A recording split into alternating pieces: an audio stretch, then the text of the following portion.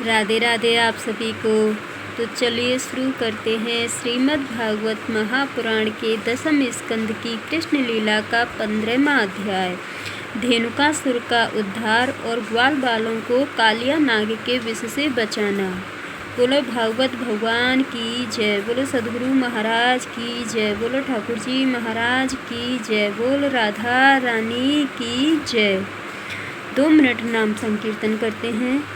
गोविंद मेरो है, गोपाल मेरो है, गोविंद मेरो है, गोपाल मेरो है, श्री बांके बिहारी नंदलाल मेरो है, श्री बांके बिहारी नंदलाल मेरो है। राधे राधे।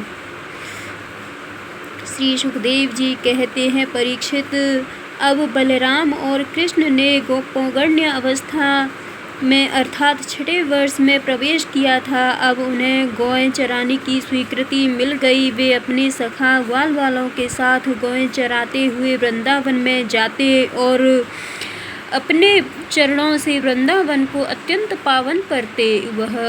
यह वन गौओं के लिए हरी हरी घास से युक्त एवं रंग बिरंगे पुष्पों की खान हो रहा था।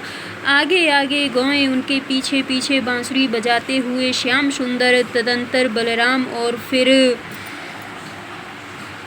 श्री कृष्ण के यश का गान करते हुए ग्वाल बाल इस प्रकार विहार करने लगे। उन्होंने उस वन में प्रवेश किया। उस वन में कहीं तो भौरे पड़ी मधुर गुंजार कर रहे थे, कहीं झुंड के झुंड हरिण चौकड़ी भर रहे थे और कहीं सुंदर सुंदर पक्षी चहक रहे थे। बड़े ही सुंदर सुंदर सरोवर थे जिनका जल महात्माओं के हृदय के समान स्वच्छ और निर्मल था। उनमें खिले हुए कमलों के सौरभ से सुवासित होकर शीतल मंद सुगंध वायु उस वन की सेवा कर रही थी। इतना मनोहर था वह वन कि उसे देखकर भगवान ने मन ही मन उसमें विहार करने का संकल्प किया। पुरुषोत्तम भगवान ने देखा कि बड़े बड़े वृक्ष फल और फूलों के भार से झुककर अपनी डालियों और नूतन कोपलों की लालिमा से उनके चरणों का स्पर्श कर रहे हैं। तब उन्होंने बड़े आनंद से कुछ मुस्कराते हुए से अपने बड़े भाई बलराम जी से कहा। भगवान श्री कृष्ण ने कहा, देव शिरोमणे, यूँ तो बड़े बड़े देवता आपके चरण कमलों की पूजा करते हैं, परंतु देखिए तो ये वृक्ष भी अपनी डालियों से सुंदर पुष्प और फलों की सामग्री लेकर आपके चरण कमलों में झुक रहे हैं, नमस्कार कर रहे हैं। क्यों न हो, इन्होंने इसी सौभाग्य के लिए तथा अपना दर्शन एवं श्रवण करने वालों के अज्ञान का नाश करने के लिए ही तो वृंदावन धाम में वृक्ष योनि ग्रहण की है। इनका जीवन धन्य है। आदि पुरुष, यद्यपि आप इस वृंदावन में अपने ऐश्वर्य रूप को छिपाकर बालकों की सी लीला कर रहे हैं, फिर भी आपके श्रेष्ठ भक्त मुनिगण अपने इष्ट देव को पहचान कर यहाँ भी प्राय भौरों के रूप में आपके भुवन पावन यश का निरंतर गान करते हुए आपके भजन में लगे रहते हैं। वे एक क्षण के लिए भी आपको नहीं छोड़ना चाहते। भाई जी, वास्तव में आप ही स्तुति करने योग्य हैं। देखिए, आपको अपने घर आया देख ये मोर आपके दर्शन से आनंदित होकर नाच रहे हैं। हरिणियाँ मृग नयनी को गोपियों के समान अपनी प्रेम भरी तिरछी चितवन से आपके प्रति प्रेम प्रकट कर रही है, आपको प्रसन्न कर रही है। ये कोयलें अपनी मधुर कुहू कुहू ध्वनि से आपका कितना सुंदर स्वागत कर रही है। ये वनवासी होने पर भी धन्य है, क्योंकि सत्पुरुषों का स्वभाव ही होता है कि वे घर आए अतिथि को अपनी प्रिय से प्रिय वस्तु भेंट कर देते हैं। आज यहाँ की भूमि अपनी हरी हरी घास के साथ आपके चरणों का स्पर्श प्राप्त करके धन्य हो रही है। यहाँ के वृक्ष, लताएं और झाड़ियाँ आपकी अंगुलियों का स्पर्श पाकर अपना अहोभाग्य मान रही है।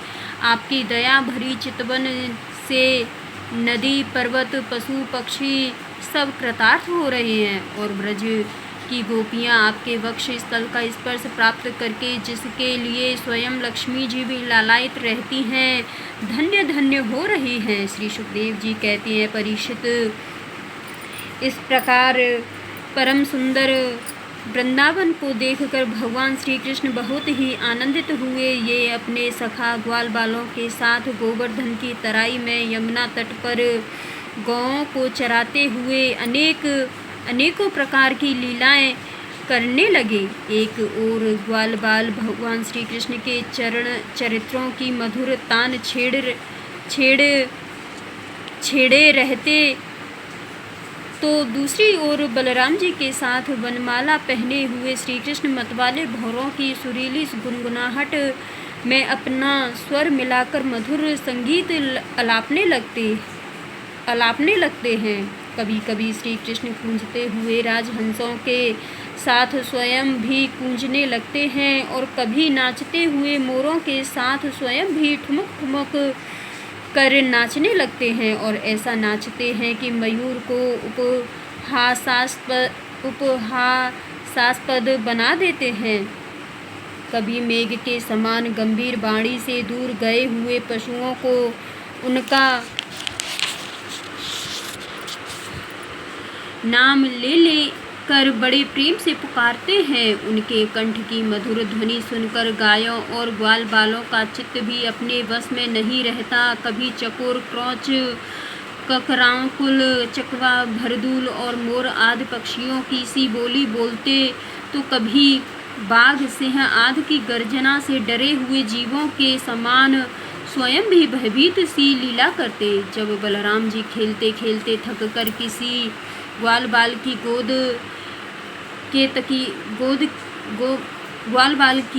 तकिए पर सिर रखकर लेट जाते, तब श्री कृष्ण उनके पैर दबाने लगते, पंखा झलने लगते और इस प्रकार अपने बड़े भाई की थकान दूर करते। जब ग्वाल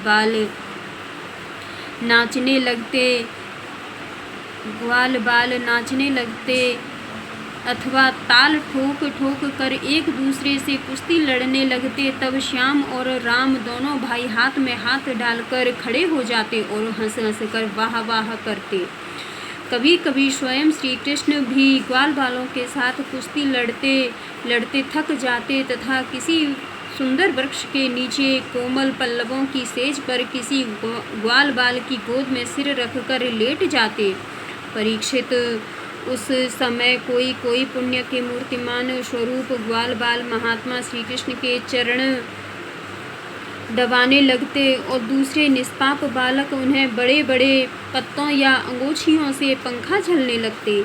किसी किसी के हृदय में प्रेम की धारा उमड़ आती तो वह धीरे धीरे उदार शिरोमणि परम मनस्वी श्री कृष्ण की लीलाओं के अनुरूप उनके मन को प्रिय लगने वाले मनोहर गीत गाने लगता। भगवान ने इस प्रकार अपनी योग माया से अपने ऐश्वर्यमय स्वरूप को छिपा रखा था। वे ऐसी लीलाएं करते जो ठीक ठीक ग्वाल वालों की सी ही मालूम पड़ती। स्वयं भगवती लक्ष्मी जिनके चरण कमलों की सेवा में संलग्न रहती है, वे ही भगवान इन ग्रामीण बालकों के साथ बड़े प्रेम से ग्रामीण खेल खेला करते थे। परीक्षित, ऐसा होने पर भी कभी कभी उनकी ऐश्वर्यमयी लीलाएं भी प्रकट हो जाया करती थीं। बलराम जी और कृष्ण के सखाओं में एक प्रधान गोप बालक थे, श्री दामा। एक दिन उन्होंने तथा सुबल और स्तोक कृष्ण, छोटे कृष्ण आदि ग्वाल बालों ने श्याम और राम से बड़े प्रेम के साथ कहा, हम लोगों को सर्वदा सुख पहुँचाने वाले बलराम जी, आपके बाहुबल की तो कोई था ही नहीं है। हमारे मनमोहन श्री कृष्ण दुष्टों को नष्ट कर डालना तो तुम्हारा स्वभाव ही है। यहाँ से थोड़ी ही दूर पर एक बड़ा भारी वन है, बस उसमें पांत के पांत ताल के वृक्ष भरे पड़े हैं। वहाँ बहुत से ताड़ के फल पक पक कर गिरते रहते हैं और बहुत से पहले के गिरे हुए भी हैं, परंतु वहाँ धेनुक नाम का एक दुष्ट दैत्य रहता है। उसने उन फलों पर रोक लगा रखी है। बलराम जी, और भैया श्री कृष्ण, वह दैत्य गधे के रूप में रहता है, वह स्वयं तो बड़ा बलवान है ही, उसके साथ ही और भी बहुत से उसी के समान बलवान दैत्य उसी रूप में रहते हैं। मेरे शत्रुघाती भैया, उस दैत्य ने अब तक न जाने कितने मनुष्य खा डाले हैं। यही कारण है कि उसके डर के मारे मनुष्य उसका सेवन नहीं करते और पशु पक्षी भी उस जंगल में नहीं जाते। उसके फल हैं तो बड़े सुगंधित, परंतु हमने कभी नहीं खाए। देखो न, चारों ओर उन्हीं की मंद मंद सुगंध फैल रही है। तनिक सा ध्यान देने से उसका रस मिलने लगता है। श्री कृष्ण, उनकी सुगंध से हमारा मन मोहित हो गया है और उन्हें पाने के लिए मचल रहा है। तुम हमें वे फल अवश्य खिलाओ दाऊ दादा, हमें उन फलों की बड़ी उत्कंठ अभिलाषा है। आपको रुचे तो वहाँ अवश्य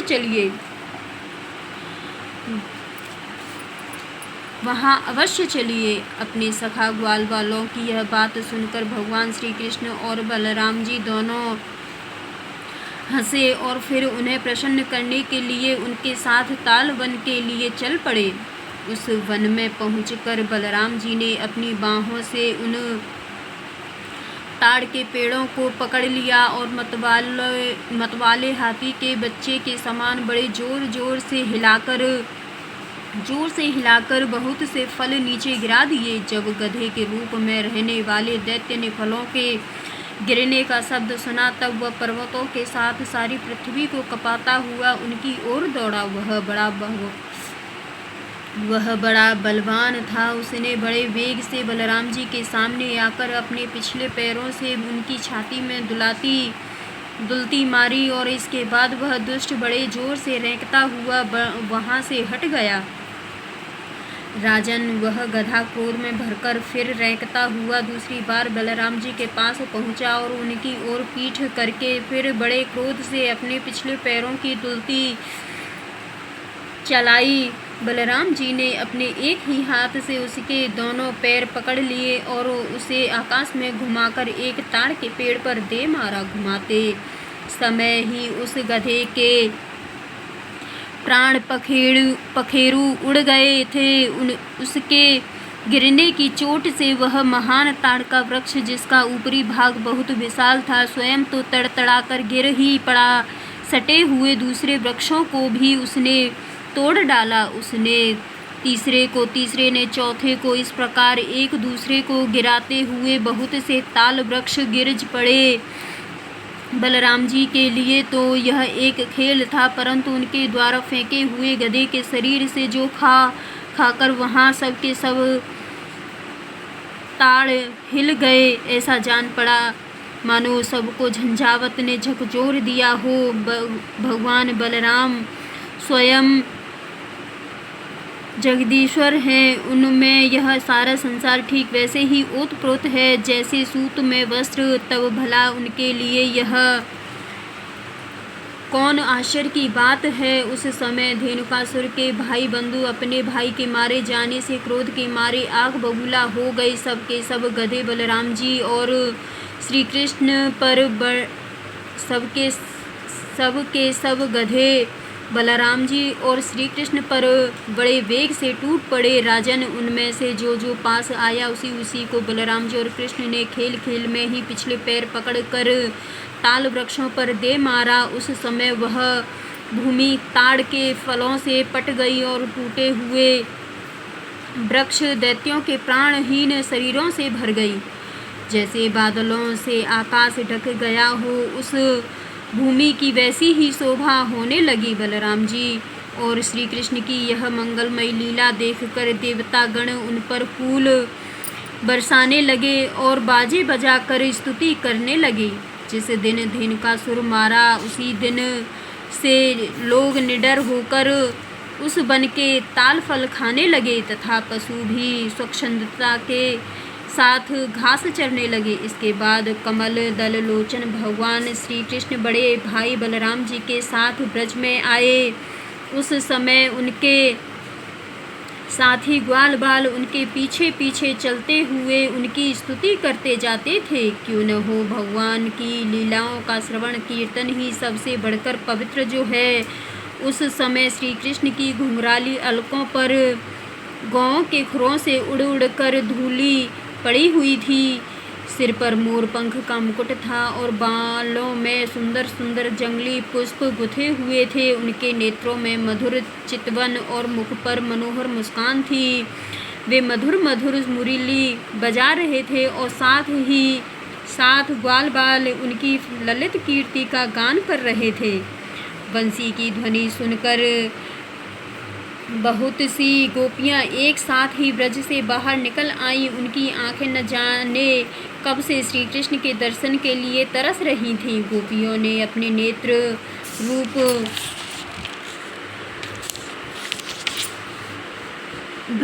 भ्रमरों से भगवान के मुखारबिंद का मकरंद रस पान करके दिन भर की विरह की जलन शांत की। और भगवान ने भी उनकी लाज भरी हंसी तथा विनय से युक्त प्रेम भरी तिरछी चितवन का सत्कार स्वीकार करके ब्रज में प्रवेश किया। उधर यशोदा मैया और रोहिणी जी का हृदय वात्सल्य स्नेह से उमड़ रहा था। उन्होंने श्याम और राम के घर पहुँचते ही उनकी इच्छा के अनुसार तथा समय के अनुरूप पहले से ही सोच संजो कर रखी हुई वस्तुएं उन्हें खिलाई पिलाई और पहनाई। माताओं ने तेल उबटन आदि लगाकर स्नान कराया। इससे उनकी दिन भर घूमने फिरने की मार्ग की थकान दूर हो गई। फिर उन्होंने सुंदर वस्त्र पहनाकर दिव्य पुष्पों की माला पहनाई तथा चंदन लगाया। तत्पश्चात दोनों भाइयों ने माताओं का परोसा हुआ स्वादिष्ट अन्न भोजन किया। इसके बाद बड़े लाड़ प्यार से दुलार कर यशोदा और रोहिणी ने उन्हें सुंदर शैया पर सुलाया। श्याम और राम बड़े आराम से सो गए। भगवान श्री कृष्ण इस प्रकार वृंदावन में अनेकों लीलाएं करते एक दिन अपने सखा ग्वाल बाल के साथ भी यमुना तट पर गए। राजन, उस दिन बलराम जी उनके साथ नहीं थे। उस समय जेठ आषाढ़ के घाम से गौएं और ग्वाल बाल अत्यंत पीड़ित हो रहे थे। प्यास से उनका कंठ सूख रहा था, इसीलिए उन्होंने यमुना जी का विषैला जल पी लिया। परीक्षित होनहार के वश उन्हें इस बात का ध्यान ही नहीं रहा था। उस विषैले जल के पीते ही सब गौएं और ग्वाल बाल प्राणहीन होकर यमुना जी के तट पर गिर पड़े। उन्हें ऐसी अवस्था में देखकर योगेश्वरों के भी ईश्वर भगवान श्री कृष्ण ने अपनी अमृत बरसाने वाली दृष्टि से उन्हें जीवित कर दिया। उनके स्वामी और सर्वस्व जो एकमात्र श्री कृष्ण ही थे। परीक्षित चेतना आने पर वे सब यमुना जी के जल तट पर उठ खड़े हुए और आश्चर्यचकित होकर एक दूसरे की ओर देखने लगे। राजन, अंत में उन्होंने यही निश्चय किया कि हम लोग विषैला जल पी लेने के कारण मर चुके थे, परंतु हमारे श्री कृष्ण ने अपनी अनुग्रह भरी दृष्टि से देखकर हमें फिर से जला दिया। बोलो भागवत भगवान की जय, बोलो सदगुरु महाराज की जय, बोलो ठाकुर जी महाराज की जय, बोल राधा रानी की जय। आप सभी को राधे राधे।